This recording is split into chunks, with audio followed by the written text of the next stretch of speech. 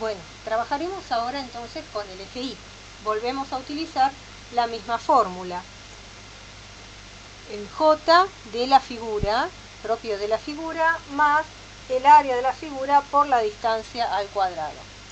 En este caso vamos a trabajar con los ejes verticales, los ejes Y. El eje que está marcado en rojo, este es el eje baricentro, ¿sí?, de la figura completa, que pasa por el punto que nosotros hemos encontrado como baricentro. Y el que tenemos al lado es el eje que pasa por la figura, el centro del triángulo. Ven que ahí estaba marcado el centro del triángulo. Entonces, este es el eje que pasa por el centro del triángulo. Lo que nos interesa averiguar es la distancia que hay entre estos dos ejes, que como ustedes verán es bastante más chica de la que teníamos antes, ¿sí? Pero ¿cuánto es esa distancia? Bien, si nosotros tomamos este borde, habíamos calculado que la distancia del baricentro al borde era 3,9 centímetros. ¿Sí? Y si tomamos aquí con una regla o calculamos con cota, desde este punto hasta el mismo borde tenemos 3,1 centímetros. Quiere decir que la diferencia entre 3,9 y 3,1 son 0,8 centímetros. Y esa es la distancia de separación entre estos dos ejes, entre el eje vertical del triángulo y el eje vertical que pasa por el baricentro de la figura. Aquí volvemos a tener que utilizar la fórmula del triángulo. En este caso, como estamos usando el eje Y, vamos a elevar la base al cubo. Así que la fórmula que nos correspondía era esta: base al cubo, ahora por altura, sobre 36.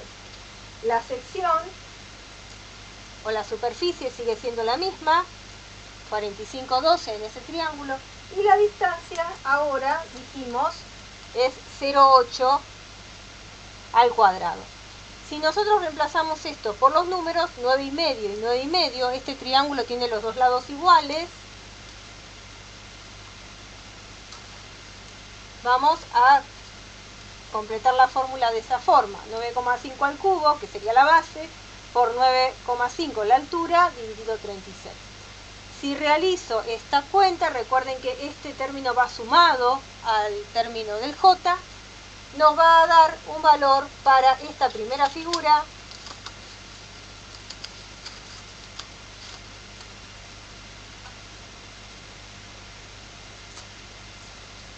de 255,12. ¿Sí?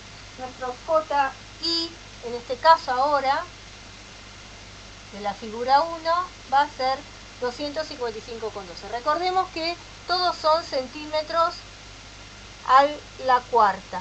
¿Sí? No lo estoy poniendo a la unidad porque sé que ustedes ya lo conocen. Vamos a trabajar otra vez con el otro triángulo. Es lo mismo, dijimos que coinciden los ejes, por lo tanto esta distancia sigue siendo 0,8 y nos va a dar el mismo valor. Todo igual, la misma superficie, las mismas medidas, es simétrico, nos va a dar el mismo valor. El JI de la figura 3 nos va a dar 255,12. Y si nosotros trabajamos ahora con la figura del medio, o sea, con este rectángulo, pero que ahora está elevado, la fórmula correspondiente va a ser base al cubo por altura, perdón,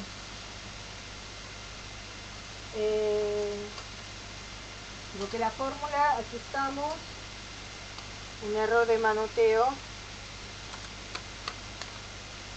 base al cubo por altura sobre 12, ¿sí? La fórmula correspondiente al rectángulo. La superficie de nuestro rectángulo era, habíamos sacado antes, 85,5,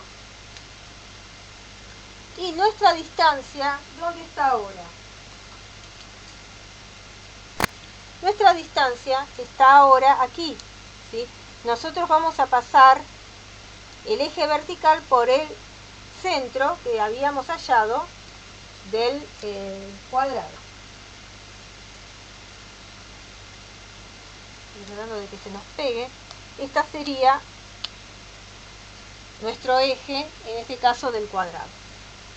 rectángulo. Entonces, ¿cuánto hay? Si nosotros antes habíamos calculado, voy a retirar para que se vea, que del baricentro al borde teníamos 3,9 y el ancho es 9,5, lo restamos y nos queda que de este lado hacia el otro borde tenemos 5,6. Estoy usando el borde que más me conviene para hacer la cuenta. Luego, del centro de este rectángulo al mismo borde tenemos 4,75. Si restamos ambos valores nos va a quedar esta diferencia. En este caso 0,85 nos da la cuenta.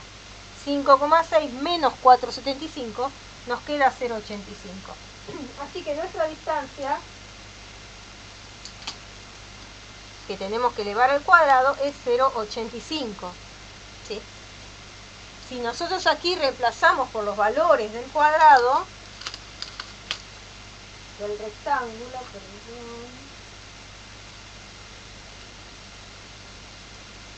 base al cubo por altura, otra vez, estoy equivocando los números, ahora sí son tan parecidos, hay base 9,5 por altura 9 dividido 12, ¿sí? Si reemplazamos y hacemos nuestras cuentas, vamos a obtener el resultado de 704,80, ¿sí? Haciendo estas cuentas. El J más el F por D al cuadrado. Quiere decir que la figura del medio nos está dando nuestro JI de la figura 2, 704,80. Si sumamos todos los valores, vamos a obtener el valor del JI de la figura. Y si no hice mal las cuentas, nos estaría dando 1275. Perdón, 1215, ¿sí? Con 0,4. Ese es el valor de nuestro J de la figura. 1215 con 0,4. JI de la figura. Como veremos, si buscamos el valor anterior que teníamos en nuestro JX, vamos a ver que es mucho menor.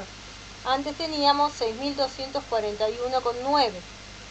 Por lo tanto, es mucho más pequeño. Quiere decir que no nos conviene trabajar a la figura desde el eje Y, sino en la posición X.